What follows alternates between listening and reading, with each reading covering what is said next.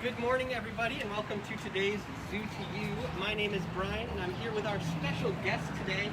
This is Gibson, our miniature zebu, who lives at the Stone Zoo here. And Gibson recently had his 19th birthday, so we're here celebrating with Gibson's favorite treat, some maple browse. Gibson here, a miniature zebu, is actually a type of cattle. These guys are found in Asia and Africa, typically. And liking maple browse, he also eats a ton of things like grasses, hay. You can see there might be a big bucket of hay in the back there, something he'll probably enjoy later.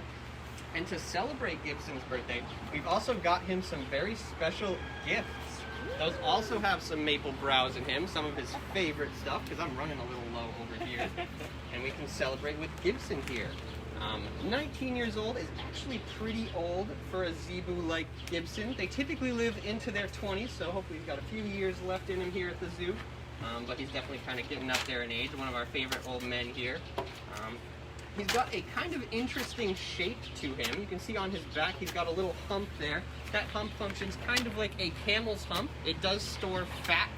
He is a pretty heat-tolerant animal, which means he can live in pretty hot areas like Africa and Asia.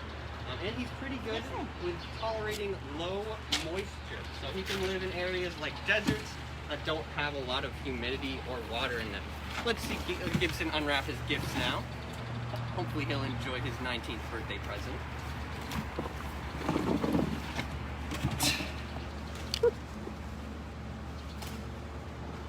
You can also see he's got a lot of skin folds kind of underneath his neck. That's what's called a dewlap.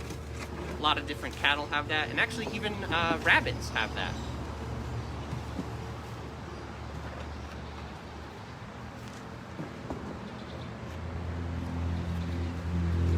One thing you might see Gibson doing is twitching his muscles.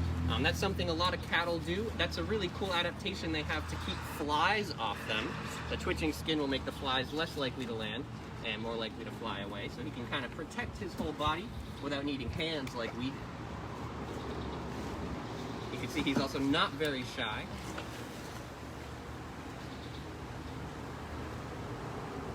These guys are not super common in America, but there's actually around 200 million of them in India.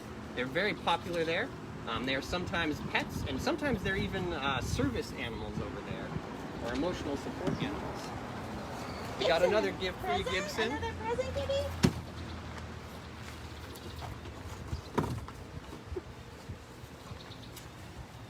What else does he eat here at the zoo?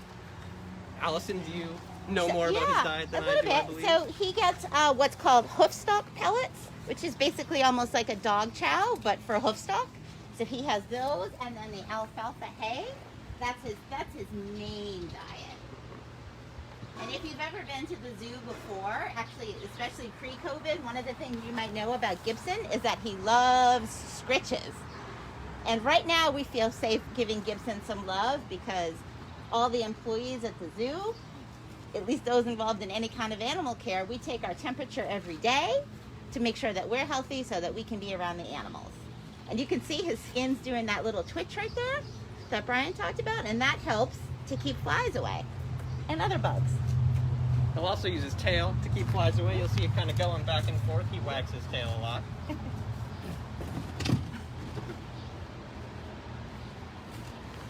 Gibson also has some pretty neat horns, and his actually grow backwards. So he looks like he's recently had a horn trim, and he also gets hoof trims here at the zoo.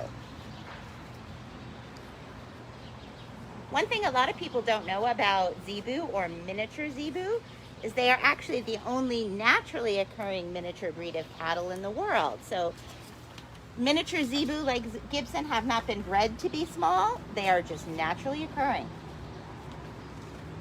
There are many other types of zebu, though, including full-size, much larger zebu. And one of those actually had a pretty interesting thing happen. There was one that lived in Texas, and it was cloned. So zebu are one of the few animals that have been successfully cloned by science. Pretty interesting fact there. And due to their smaller stature, zebu are often used in India, in Southeast Asia, East Africa, on smaller family farms. They're easier for the families to maintain, but they're also good draft animals, pulling carts. Also for milk and sometimes for me.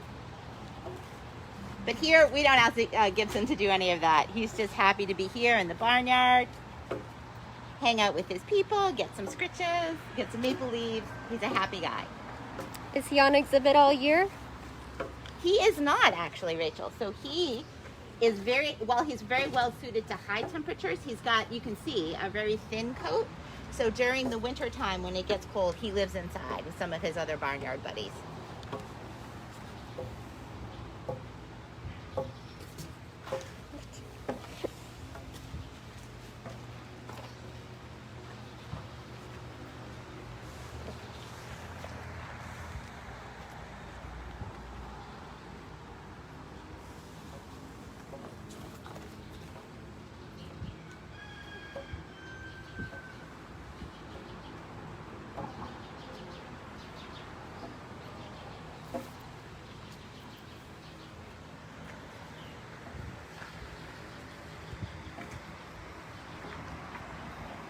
Looks like he's having a good birthday so far.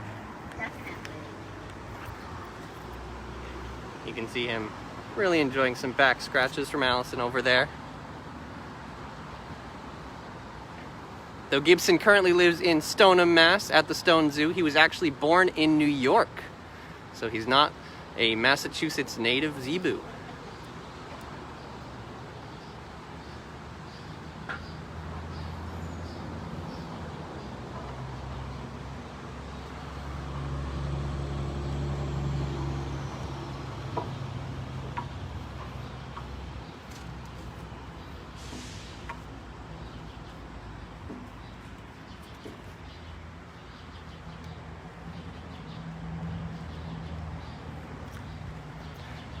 Awesome. Well, I think Gibson had a great birthday party, but we're going to say goodbye for now. Or he's going to say hello.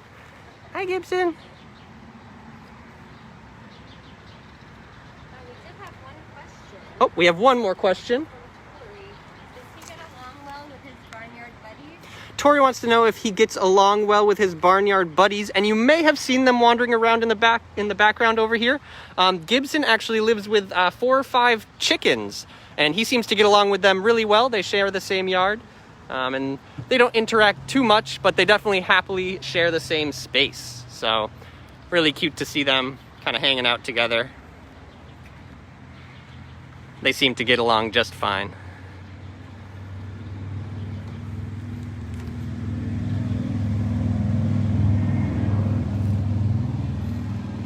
We've got a little more maple leaf browse for Gibson. One final present on his 19th birthday here. Happy birthday! Definitely some of his favorite stuff. But to be honest, he's not super picky. All sorts of plants grow around the zoo here, and he likes a lot of them. He likes maple, he likes bamboo. Definitely not a picky eater, this Gibson. Not a bad way to start your day, Gibson. Definitely not. Well, I hope you guys have a good rest of your morning, and I hope Gibson has a good rest of his birthday celebrations. Thank you all for tuning in, and we'll see you next time. Say bye, Gibson.